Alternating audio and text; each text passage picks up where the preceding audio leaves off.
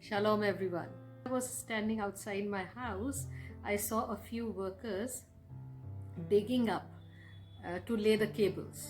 कुछ मजदूर जो थे वो गड्ढे खोद रहे थे, शायद इलेक्ट्रिसिटी का कुछ था काम, और उन्होंने गड्ढे खोद रहे थे गहरे गहरे। तो उनका सुपरवाइज़र एकदम से चिल्लाया, हाँ भाई गड्ढे खोद के तैयार रख लो, फिर कल हम आके इसमें केबल कर डाल देंगे। तो जब मैंने वो सुना गड्ढे खोद के तैयार कर लो, तो मेरा दिमाग एकदम दौड़ा, क्योंकि एक वचन था जो मुझे आई थिंक 2020 में मिला था। और जो डेली डिवोशंस जिनको मैं भेजती हूँ वो जानते होंगे, 2021 में शायद मैंने ये शेयर करा था, dig the ditches, and it was based on a story from Second Kings, दूसरा राजा, 3rd chapter। और वहाँ पे पृष्ठभूमि कुछ इस तरह की है कि 3 राजा जो हैं, जिनमें से एक किंग योराम है इज़राइल, और उसमें यहोशाफत भी है, किंग राजा यहोशाफत जो जूदा का है, और योराम जो है ये आहाब और जेजबेल का बेटा है, और तीसरे जो है वो किंग्स ऑफ जूदा एंड ईडोम। तो ये तीनों राजा मिलके चढ़ाई करते हैं या वॉर के लिए जाते हैं किंग मीशा ऑफ मोआब के अगेंस्ट।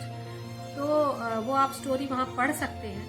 पर मुझे जो वचन आया था 2020 में और जो 2021 में मैंने शेयर करा था, वो है कि तीनों राजा अटक गए हैं, और वो कहता है जोराम कि हम लंबा रूट लेके चलेंगे, which passes to the wilderness of Edom के डेजर्ट में से होके जाएगा, हम वो रास्ता लेंगे। और वो तीनों राजा अपनी सेना और सारे हॉर्सेस वगैरह को लेके वहाँ से चलते हैं, और रास्ते में उनका क्या होता है, पानी खत्म होता है। अब ये पृष्ठभूमि है। तो कहते हैं हम क्या करें, ये तो हम फंस गए हैं, and the Lord has put the 3 of us at the mercy of king of Moab. King Jehoshaphat asked, is there a prophet here through whom we can consult the Lord? अब ये किंग जेहोशाफात वही है जिसके बारे में हम पढ़ते हैं, the battle belongs to the Lord, he is that king, the battle belongs to the Lord। तो एलीशा को बुलाया जाता है, और एलीशा आके ये कहता है, by the living Lord whom I serve, I swear that I have nothing to do with you, क्योंकि योराम जो था वो आहाब और जेजबेल का बेटा था। तो वो कहता है, if I didn't respect your ally King Jehoshaphat of Judah, इसलिए मैं तुम्हारी मदद कर रहा हूँ जेहोशाफात की वजह से। और वो कहता है म्यूजिशियंस को बुलाओ, और जब आके म्यूजिशियंस प्ले करते हैं, परमेश्वर की आराधना स्टार्ट करते हैं, तो किंग एलीशा जो है वो इन किंग्स को ये वचन देता है, this is what the Lord says, dig ditches all over this dry stream bed, even though you will not see any rain or wind, this stream bed will be filled with water, and you, your livestock, and your pack animals will have plenty to drink. But this is an easy thing for the Lord to do. He will also give you victory over the Moabites. The next morning, at the time of the regular morning sacrifice, water came flowing from the direction of Edom. अब आप याद रखिए, वो desert of ईडोम में उन्होंने निकल रहे हैं। ईडोम, उसमें भी डेजर्ट। एलीशा सिर्फ इसलिए मदद कर रहा है क्योंकि किंग यहोशाफात उनके संग है, सिर्फ इसलिए वो उनकी मदद कर रहा है। और वचन जो आता है प्रभु का, वो ये आता है कि तुम गड्ढे खोद के तैयार रखो, पानी जरूर आएगा, और तुम और तुम्हारे जानवरों के लिए और सब लोगों के लिए तुम्हारे पास पानी होगा। तो जब ये वचन मेरे पास आया 2020 में और 21 में मैंने इसको शेयर करा, तो मैंने परमेश्वर से पूछा कि आप क्या चाहते हैं, डिग द डिचेस किस चीज़ के लिए? डिग द डिचेस मतलब गड्ढे तो नहीं खोदने हमें, पर हमें तैयारी करनी है, उन चीज़ों की तैयारी करनी है जो हमें परमेश्वर ने बोला है, जो हमने परमेश्वर से अपनी रिक्वेस्ट करी है, नीड मांगी है। तो परमेश्वर ने कहा है तुम तैयारी करो। आपके गड्ढे खोदना जो है, आपकी तैयारी करना जो है, वो एक उम्मीद दिखाता है, एक फेथ दिखाता है कि आप परमेश्वर के वचन पे और परमेश्वर से उम्मीद लगा के बैठे हैं, क्योंकि आप जानते हैं कि वो विश्वास योग्य परमेश्वर है। वो अपने समय पर काम करता है, वो लेट नहीं होता। तो जब परमेश्वर ने वचन दिया तो अब तो 2023 है, और अब जब मैं YouTube पे जाती हूँ तो मुझे ये वचन बहुत जगह दिखाई दे रहा है, डिग the ditches, dig the ditches. और तब मैंने बात सोची कि मैं परमेश्वर से फिर पूछूं, डिग द डिचेस तो ठीक है, पर मैंने पूछा, आपने मुझे अभी तक उत्तर नहीं दिया कि मुझे किस क्षेत्र में, किस एरिया में तैयारी करनी है। मेरी तो नीड्स बहुत है, मेरी तो रिक्वेस्ट बहुत है, पर मुझे किस चीज़ की, क्योंकि मुझे नेचुरल में कुछ दिखाई नहीं दे रहा है। पर परमेश्वर ये कहता है, walk by faith and not by sight. Natural में आपको दिखाई नहीं देगा, पर आप अपने विश्वास के अकॉर्डिंग और मेरे वचन के अकॉर्डिंग आप अपनी तैयारी करें। तो मैं ये परमेश्वर से पूछ रही थी, आप मुझे दर्शन दीजिए, मुझे आप कुछ बताइए कि, और आज ये मेरे को परमेश्वर ने हगाई के द्वारा ये मुझको वचन दिया, जो मैं आपके संग शेयर करती हूँ।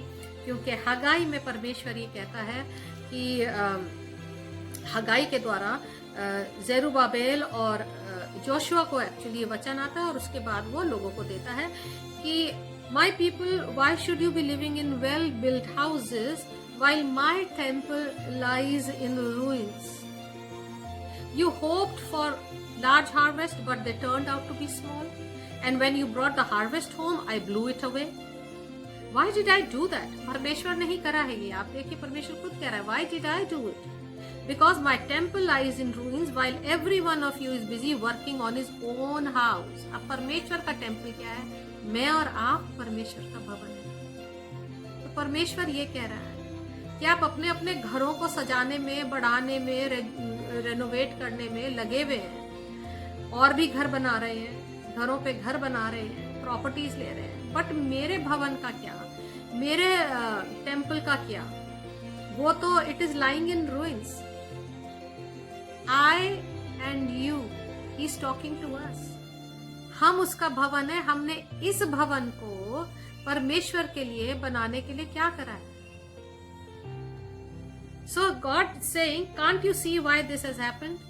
Now go up into the hills, get timber and rebuild the temple, then I will be pleased and I will be worshipped as I should be. तो आप इस टेम्पल को, परमेश्वर के भवन को बनाने के लिए परमेश्वर कह रहा है, क्या कर रहे हैं? ताकि मैं आऊं और उसमें निवास करूं। जब हम वचन पढ़ते हैं उसमें लिखा है, love of the father, the grace of the lord Jesus and the fellowship of the holy spirit. Are we having the fellowship of the holy spirit? क्योंकि परमेश्वर की उपस्थिति ही है जो हमको सच्चे मायनों में अमीर बनाती है। The spirit of the lord is peace, he is joy, he is prosperity, peace is prosperity. Are we having that peace, that joy in our life? घर तो हम बना रहे हैं, पर हमारी जिंदगियां सूखी पड़ी है। क्या हमारे घरों में, हमारे दिल में शांति है, आनंद है, जो कोई हमसे नहीं छीन सकता? वचन कहता, क्या वो है हमारे जीवन में, या सिर्फ हम गारे मिट्टी के ही चीजें बनाते जा रहे हैं? तो परमेश्वर कह रहा है, आप इस भवन की तैयारी करें। टेक द डिचेस, जो काम शुरू करा है उसको करो। और परमेश्वर आगे ये कहता है, do the work for I am with you. This is हगाई chapter 2। Do the work, for I am with you. When you came out of Egypt, I promised that I will always be with you. I am still with you, so do not be afraid. Before long, I will shake heaven and earth, land and sea. I will overthrow all the nations, and their treasure will be brought here, and the temple will be filled with wealth. This temple, your temple, will be filled with wealth. I'm not talking about हीरे जवाहरात, सोने मोती, उससे ज्यादा कीमती कुछ और भी है। परमेश्वर की उपस्थिति ही है जो हमको रियल मायनों में, सच्ची तरह में अमीर बनाती है। पर आप कहेंगे कि हमें तो पैसा चाहिए, अभी हमारी जरूरतें पूरी है। जी बिल्कुल, सबको जरूरत है, पर परमेश्वर की उपस्थिति ही है जो आपको अमीर बनाती है। जैसे अब्राहम अमीर था, he was rich. Joseph, you know, Daniel, you know, exile में थे and they flourished. It is the presence of the Holy Spirit that makes us rich. तो परमेश्वर कह रहा है, इस भवन की तैयारी करिए। Dig the ditches, तैयारी करिए इस भवन को बनाने की। ताकि मैं उसमें आऊं।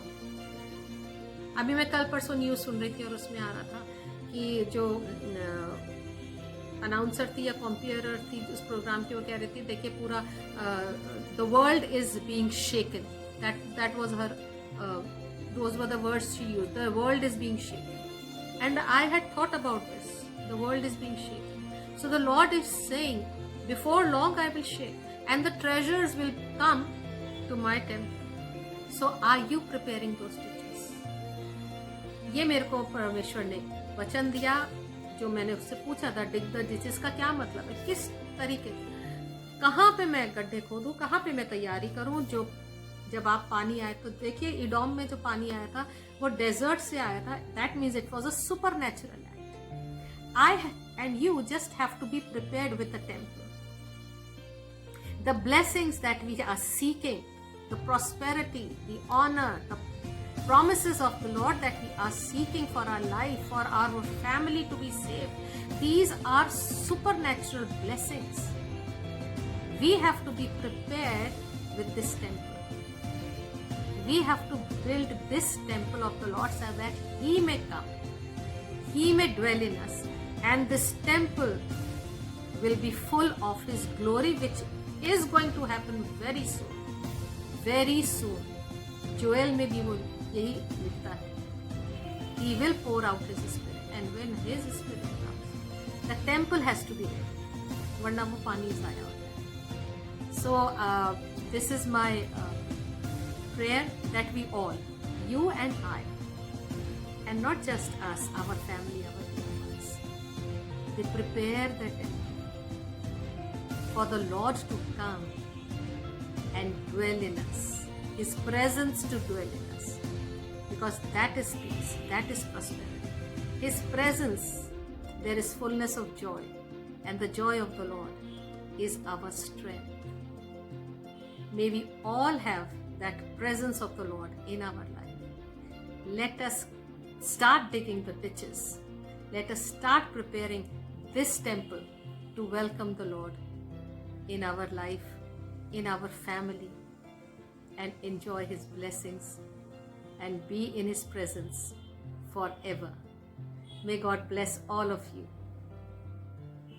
Praise the Lord.